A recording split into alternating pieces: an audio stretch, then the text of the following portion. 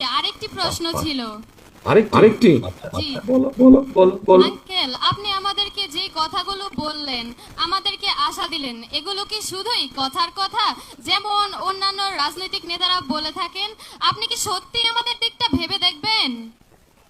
আচ্ছা আচ্ছা, দেখো, আমি কিন্তু তোমাকে তোমার প্রথম যে প্রশ্নটা ছিল ওই প্রশ্নের উত্তরে কিন্তু আমি বলেছি যে এর আগে এই যে আমি বললাম শিক্ষা উপপত্তি, তারপরে ধরো এই যে মেয়েদের শিক্ষা ব্যবস্থা ফ্রি ক্লাস 10 পর্যন্ত, তারপরে 12 পর্যন্ত, এই কাজগুলো তো আমরা করেছি। তারপরে এই যে বাধ্যতামূলক প্রাথমিক শিক্ষা আইন যেটা, এই কাজগুলো তো আমরা করেছি আগে, তাই না?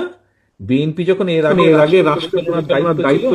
তুমি হয়তো তখন হওনি, কিন্তু তোমার আব্বু আম্মু তখন ছিলেন। তুমি আব্বু আম্মুকে জিজ্ঞেস করলে জানতে পারবে, তোমার টিচারদেরকে জিজ্ঞেস করলে তুমি জানতে পারবে যে বিএনপি যখন আগে দেশ পরিচালনার দায়িত্ব ছিল তখন বিএনপি কাজগুলো করেছে। এটা গেল 1 নম্বর।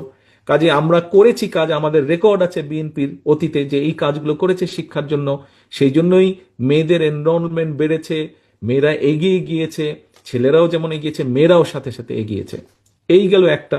আর দ্বিতীয় বিষয় হচ্ছে, সামনে একটা নির্বাচন আছে, তুমি তোমার আব্বু আম্মুকে বলবে যে আঙ্কেলের সাথে আমার কথা হয়েছে, আঙ্কেল বলেছে, আঙ্কেল যে আঙ্কেলরা সরকার দায়িত্ব পেলে আঙ্কেল তারেক আঙ্কেলরা এইভাবে এইভাবে আমাদের শিক্ষার ব্যবস্থা করবে।